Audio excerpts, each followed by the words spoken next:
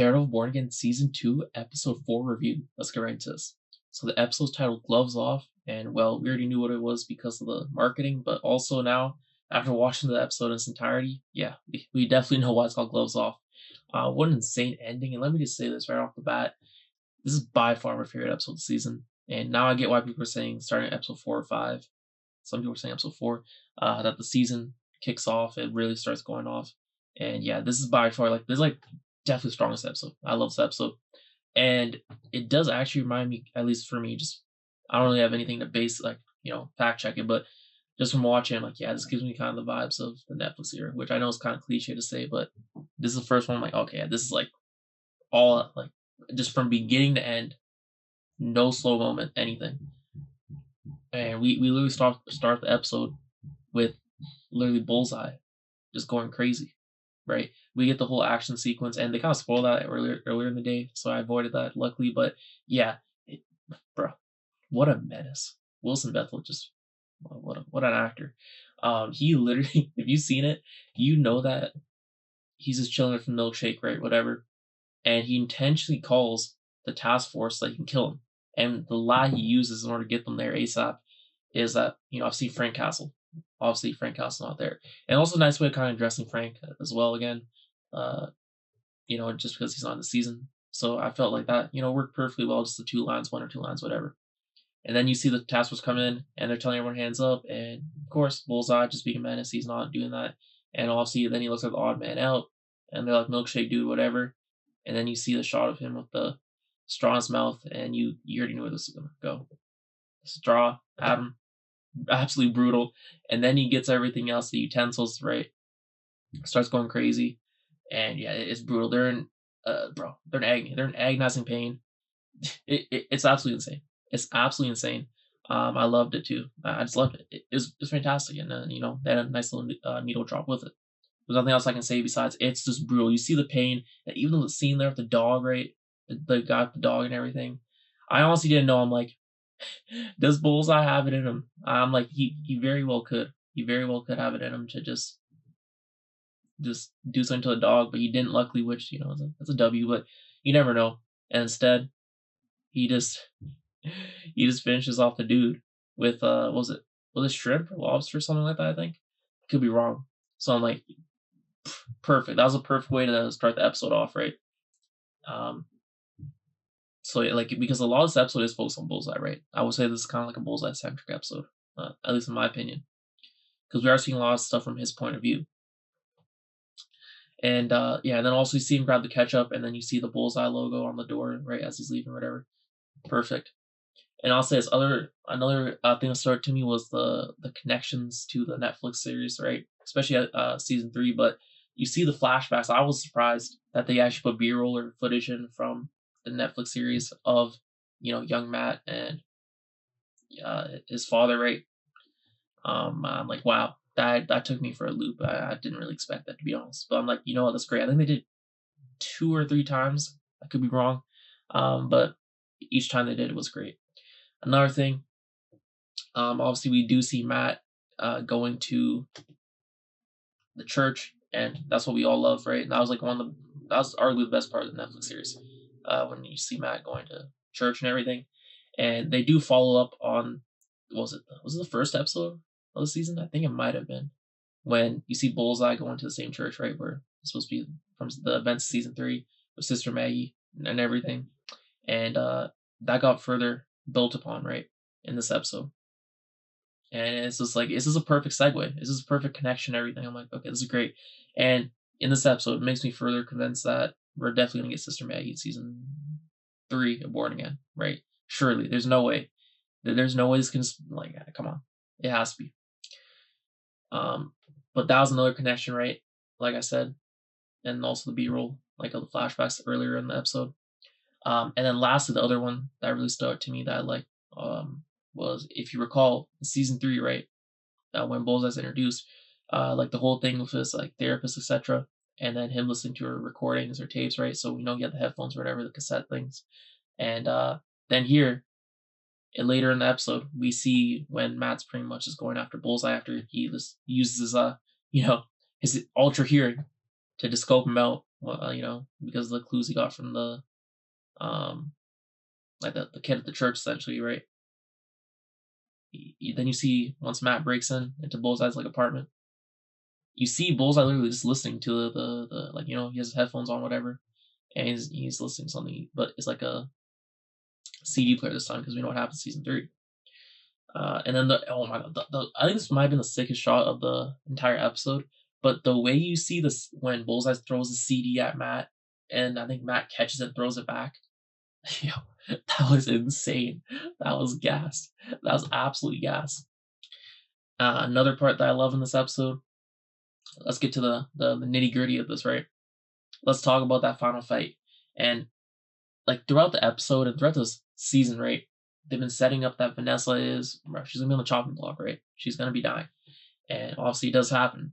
But the way they do is interesting because first of all, it's season 1, and it even goes back to season 3. But we know Foggy dies, right? Bullseye is obviously the culprit, or well, the main culprit because he actually killed Foggy. He actually did the assassination, etc. But we then find out obviously that Vanessa was behind it. She was pulling the strings, whatever. And then in season 2, they build upon that, and we see that Bullseye wants to obviously, like, they established that early on in the season that Bullseye wants to slime her out, and then she knows that too, and then she starts getting paranoid, essentially just dreaming, just even when she's like wherever, everywhere, she just kind of like gets this, like, getting paranoid that he's gonna kill her. But then eventually, like in this episode, they make it pretty clear that she literally went against Fisk's, just against his wishes, right? She acted like she was gonna go on that trip where he was trying to send her because he knew that Bullseye was gonna be like it. The whole point of the event was to bait Bullseye out, right? But he didn't want Vanessa there because he knows that Vanessa will be in danger. So yeah, she didn't end up going to that trip. She instead ended up going to the boxing event, and you can kind of feel the whole shift, the whole dynamic, just the whole tone shift as soon as you see Vanessa come into the stadium, arena, whatever, the venue. And at that moment, I mean, this episode just did a really good job at establishing that, yeah, this is going to be Vanessa's, like, last moments, essentially. Because instead of being paranoid now, instead, it seemed like she's more accepting, right, of it. She's like, okay, I'm going to die. Let's kind of just go out on my own terms, right? And even earlier on in previous episodes, you see the way she's talking to Fisk, like, this is like her last hurrah, essentially, right? Like, I love you, whatever. Just the way she was talking made you think, like, yeah, she's definitely getting slimed out at some point. And she actually did.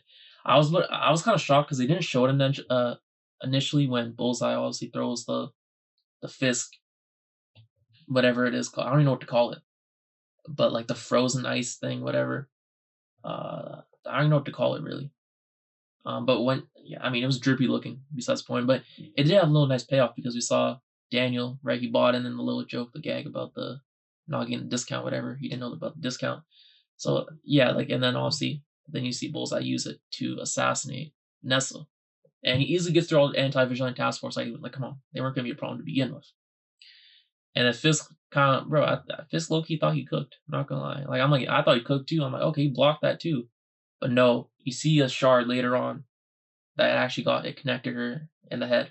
And she's bleeding out, and then she falls on the ground, she's pretty much just dead, right?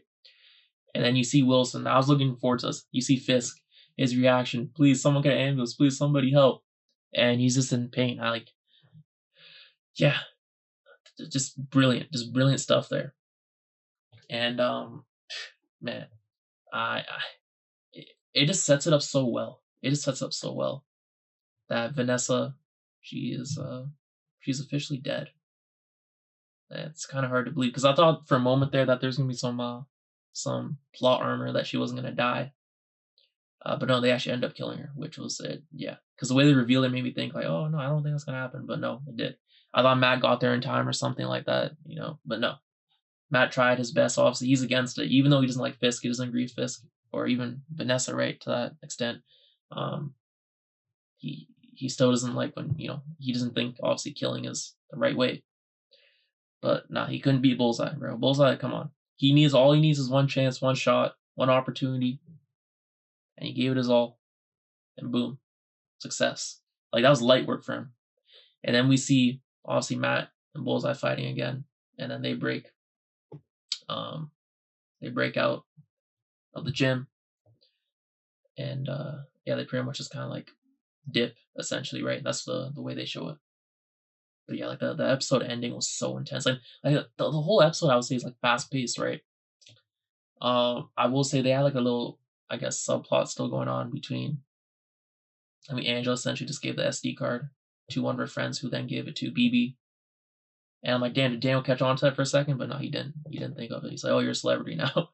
And also, other thing with Buck, we knew Buck was on time. Like, come on. As soon as I saw that Buck got the noti, the call, I'm like, yeah, he's definitely. I'm like, come on, are we really trusting the U.S. Marshals here? Really, we're trusting they're not corrupt. Like they literally dropped him off right to him, right? Like it was all coordinated. I'm like, there's no way he's living. There's no way that dude from the Northern Star, the crewmate, is living. There's no way. Also, we see Kirsten. She's getting very close to the truth. That's all I'm saying.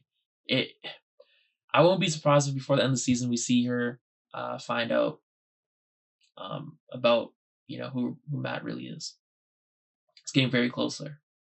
And yeah, like I said, Angela, she did her thing. That's pretty cool. Swordsman also pretty much got written off, right? He's like, nah, I'm out of this. I'm not really. This isn't really for me. But what you did, Matt, that was, you're now a symbol of hope. Like, you're like, now everyone sees you. And then you even gave like the bank account, right, all the resources. So that was cool. And then what else? Even like they got Bullseye down like perfectly in this episode. Even down to the thing when you see after the fight between Matt and Bullseye in like Bullseye's apartment, you then see, well, first of all, you see without any hesitation Bullseye, just like his neighbor that he was being friendly with throughout the episode. They show that for a reason, because then in an instant he just betrays her. He just puts a gun to her head. And I'm not gonna lie, that could have went either way. Let's be honest. Let's not act like it couldn't have. So there's that. And then what else was there? Yeah, like I said, then Bullseye quickly rushes out of his apartment, and then he just hits the dude on the scooter, or sorry, on the bike, right? And I'm like, damn, that's insane. So I like that bit quite as well. And the boxing fight itself was brutal. I'm like, first of all, what is this? Like, get Fisk a real matchup. Like, this dude is like half his size, maybe even less. I'm like, what? Really? Who thinks he's not? Like, who thinks this guy's a chance? You're asking for this guy to die in the ring. I'm like, who set this matchup up? This must have been Fisk, right? He must have handpicked this dude, because otherwise there's no way. I'm like, what kind of matchup is this? And then he also gets the belt too. I'm like, what is going? This is the most Mickey Mouse win I've ever seen. And obviously, like, bro, that ends with the way I thought it would. I mean, dude's pretty much dead, right? To me, I thought he was dead initially, but then I think I saw him moving a bit, so I'm like, okay, he's not dead, but he's close to dead, right? So there's that. And then what else was there? I'm trying to think. I think that was really it. But just the whole Bullseye Matt stuff in this episode was great. They just hit everything. Every single beat they hit. That's all I can really say. And just a wonderful episode so far this season.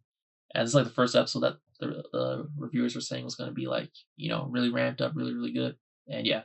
So if this is as good, I can't wait to see what's next week. Because I think next week we'll probably get the episode where Bullseye and Matt team up, presumably, right? That's where they kind of heal off at Frank's, probably, like it's Laird's hideout, whatever. And I don't think we see Jessica Jones next week, but probably episode 6, I'd say. But yeah, overall, very, very good episode. Like, this is probably close to a 10, if not, I can't lie. Like, this is a great episode, and beautifully shot as well. Like, that's another thing you notice. But yeah, I think I covered everything I want. Let me know what you think down below about Daredevil Born Again Season 2, Episode 4. What'd you think? Did you watch it? Anyways, let me know what you think down below. Thanks for watching. I'll see you next one. Peace.